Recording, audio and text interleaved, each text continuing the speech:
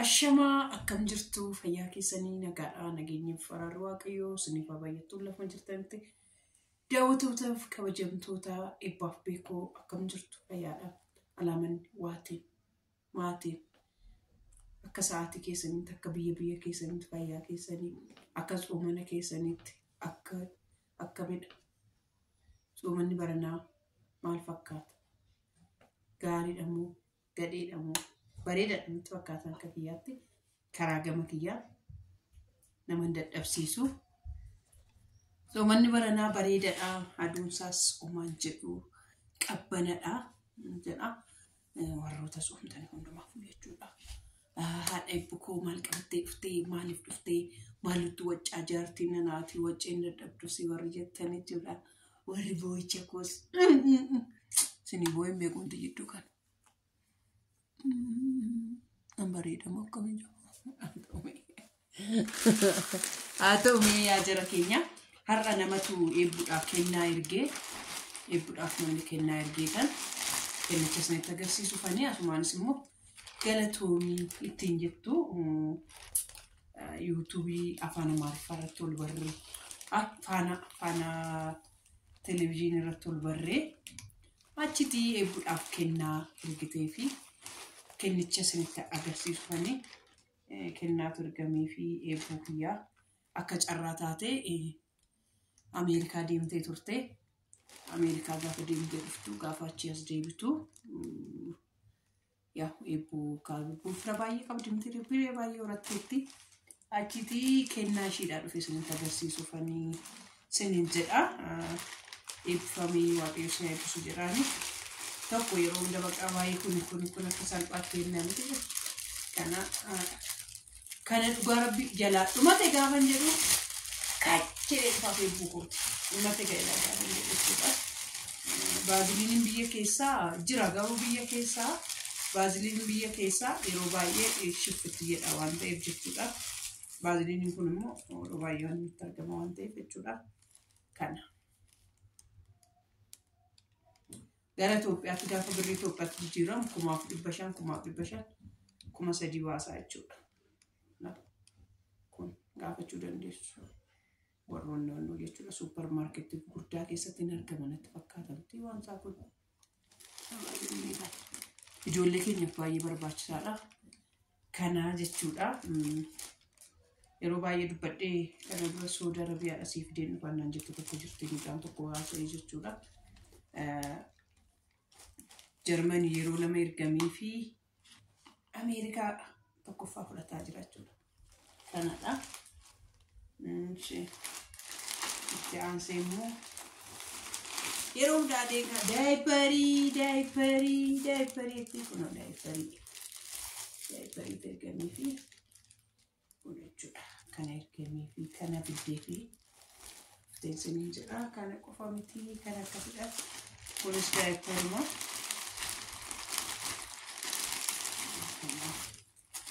Kunis daayiparii kana jechuudha kun akkasitti yaa dhugaa dhufan kiiloo fiitiin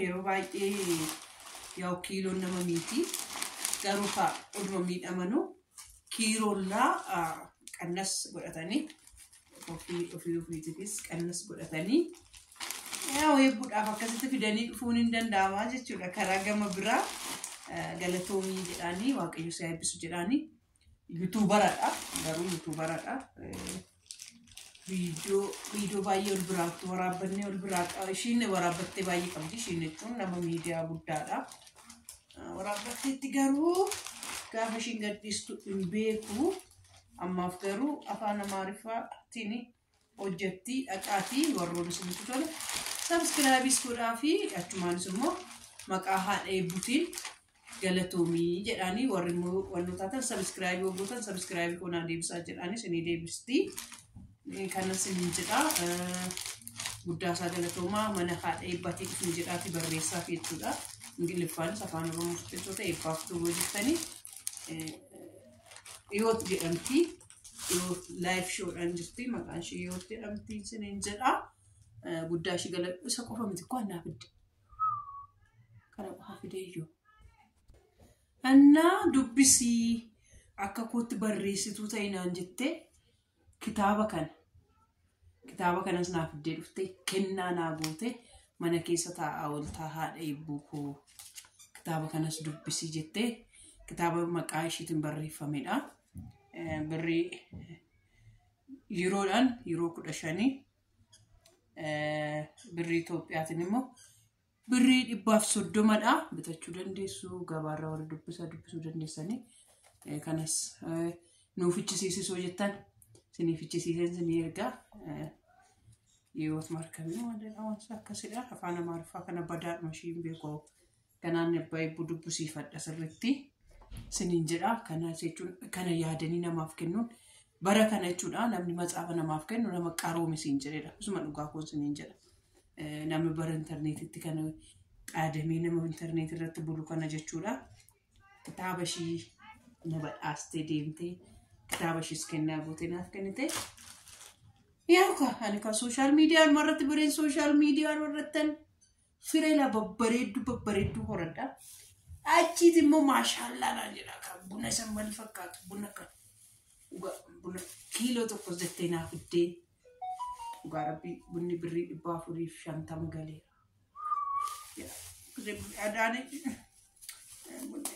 Ay buna dhugaa rabbii bunni miicamaan akkasitti bareedduun akkasii kuno dhugaa rabbii baay'ee bareechi basma waa suma dhugaa koosiniin jedhan kuna baay'ee bareeddu miicamtu bareeddudha. Birrii 480 dhanu biratti baay'ee bareechi kun akkasii kana naaf iddee dhuftee eetoo siniin jedha waaqayyo si eebbisu jedhanii dhugaa rabbii. Namni 10 saantiiyyuu namaaf kennu eebbifamuu qaba. Tiraanspoortii baasanii dhufanii nama dubbisuun iyyuu eebbifamuu qaba. Dirqama ani maasaan beeku bakka haadha eebbuu keessan kana caccabduu kana jechuudha. Inuma jaalata namni. Dhugaa namni inuma ishii jaalata. Inuma ishii jaalata. Buna kee dhugaa masqatu. Gadi naqeeka.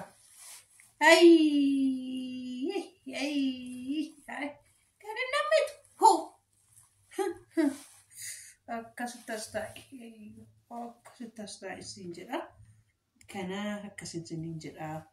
Eebbifaminaa jedhanii galatoominaa jedhanii viidiyoo artisti Tufaa Wadaajoo yaa sirba eebbuudhaaf kennee please banaa tokkaa fi dhugaa rabbii moolaarii manamaallee kaafii maaloo bannaataachuu maal akkaan jiru maal alamaan jiru please ilaalaa fi isiniin jedha. Warroonni biraas warroonni baay'ee waadaa galan jiru viidiyoo siif kennina jedhanii achi immoo jechuudha karaa sirba Wadaajoo ilbarii jechuudha.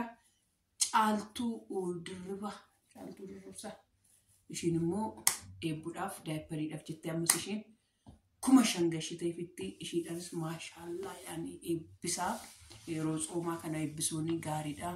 Warri hundumtiyyuu keessaniyyuu jechuudha galatoomi jedhanii caaltuudhaan isiniin jedha. Hunduma keessaniifuu waaqayyo sinaa eebbisu eebbifamaa.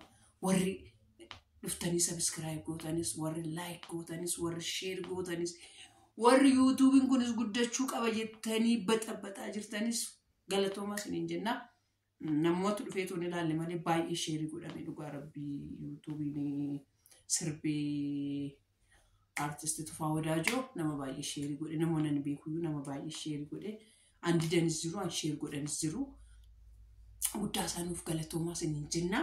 Oduu sinittan dheeresse sinittan baay'ise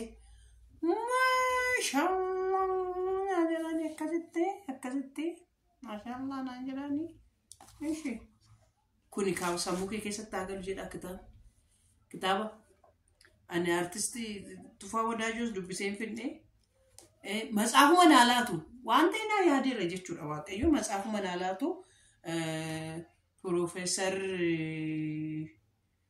eenyus matsaafuma saanaa barreesse matsaafa saanaa kenne hundumtu matsaafa saanaa kennaa jira.